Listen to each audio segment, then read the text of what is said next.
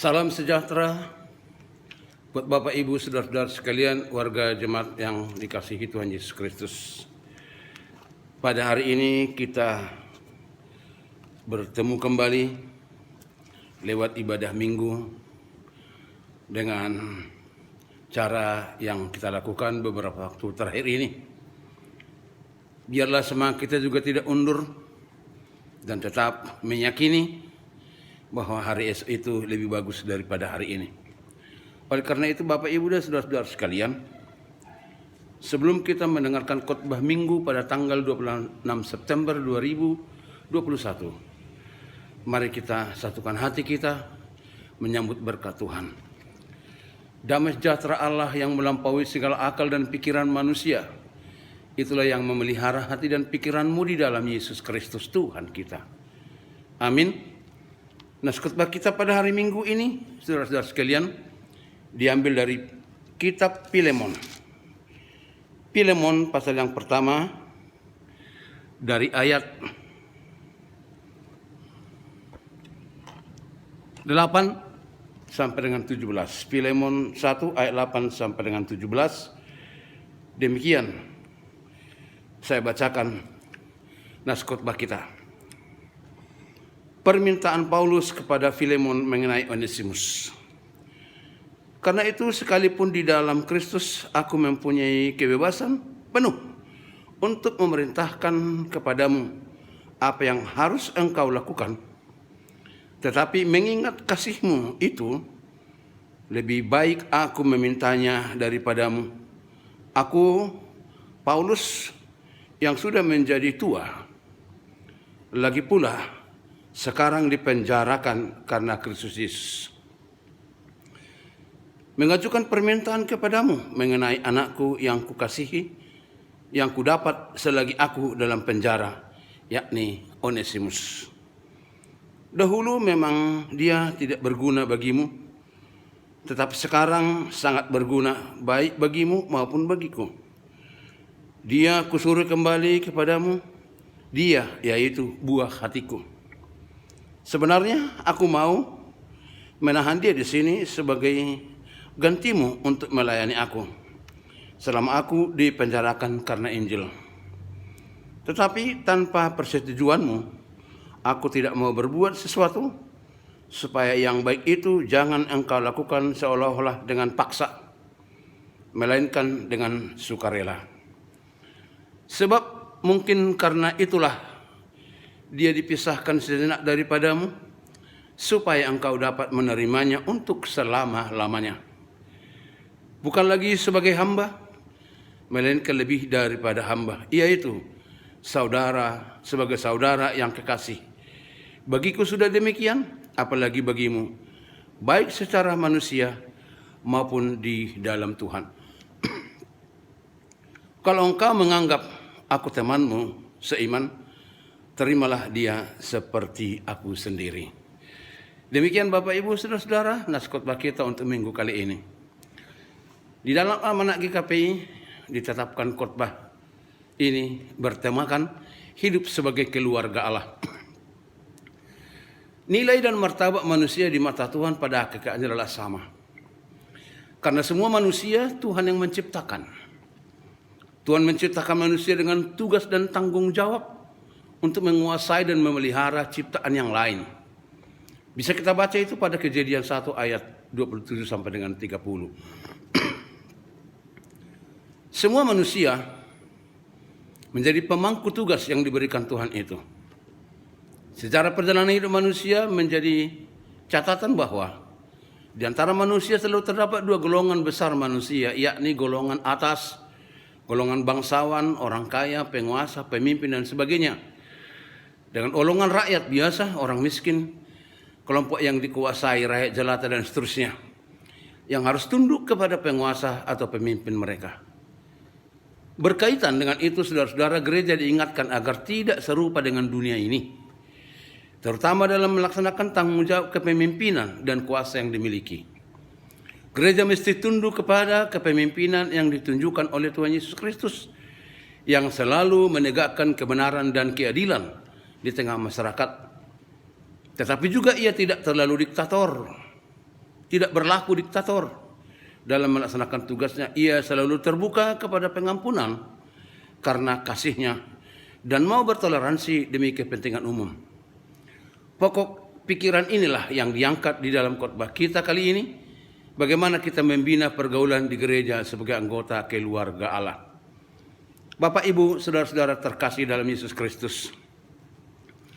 Nas ini adalah suatu syafaat Paulus, dalam bahasa Batak disebut pangodiano, dari Paulus kepada Filemon yang disebut sebagai anak rohani Paulus, untuk Onesimus yang berbuat suatu kesalahan pada Filemon.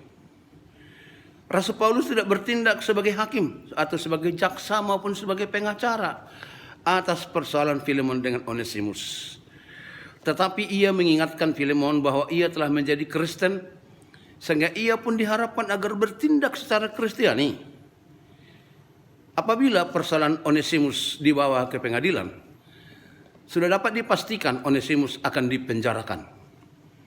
Oleh sebab itu, Paulus meminta kepada Filemon agar menyelesaikan masalah itu secara kekeluargaan, dengan alasan bahwa Filemon dan Onesimus sama-sama telah menjadi anggota keluarga Allah di dalam Yesus Kristus. Pertanyaan yang harus dijawab saudara-saudara di sini adalah, apa hubungan Filemon dengan Onesimus? Apa kesalahan Onesimus kepada Filemon? Apa pula urusan Onesimus menemui Rasul Paulus ke penjara? Apa kapasitas Paulus mencampuri persoalan Filemon dengan Onesimus ini? Saudara-saudara, jawabnya adalah, Filemon menjadi Kristen di Efesus bersama-sama dengan Onesimus, merupakan hasil dari penginjilan yang dilakukan oleh Paulus. Rumah Filemonlah yang digunakan sebagai tempat persekutuan Kristen di Efesus dan di Kolose pada waktu itu. Onesimus sebagai hamba pelayan Filemon melakukan satu kesalahan. Ia mencuri barang tuannya, menyebabkan ia harus lari dari rumah tuannya. Tetapi Onesimus justru pergi ke penjara menemui Paulus untuk meminta perlindungan atas kasus yang dialaminya. Dalam hal ini, Paulus berkapasitas sebagai bapa rohani atas Filemon dan Onesimus. Sehingga Paulus berkata, meskipun Paulus berkuasa penuh atas persoalan ini untuk menekan Filemon, tetapi Paulus tidak melakukan itu. Ia justru meminta kepada Filemon agar menyelesaikan kasus itu secara kekeluargaan atas kesadaran Kristiani Filemon yang dengan sukarela menerima Onesimus sebagai keluarga, bukan hanya sekedar pembantu pelayannya. Tentu ia akan memaafkan kesalahannya atas dasar kasih sebagai keluarga Allah. Ayat 16 dan seterusnya, nah sini sungguh dalam maknanya saudara-saudara. Paulus mengajarkan satu dogma Kristen kepada Filemon, bahwa melakukan yang baik itu janganlah karena terpaksa, melainkan dengan sukarela yang didorong oleh iman percaya kepada Tuhan. Onesimus yang berpisah sementara dari Filemon untuk bersekutu selamanya sebagai sesama-sama anggota keluarga Allah. Keluarga yang dimaksudkan dipahami dengan satu iman, satu pengharapan, satu Tuhan, dan satu tujuan hidup di tengah-tengah kehidupan dunia ini. Ibu bapak, saudara-saudara yang terkasih, satu perenungan yang diingatkan kepada kita orang Kristen lewat khotbah kita pada minggu ini, antara lain, bagaimanakah sikap kita terhadap seseorang yang bersalah kepada kita, yang menyakiti hati kita, apalagi dalam kapasitas kita, misalnya sebagai atasan dari orang yang berbuat kesalahan dan sakit hati pada kita itu? Bagaimana kita menjalankan kuasa yang ada pada kita?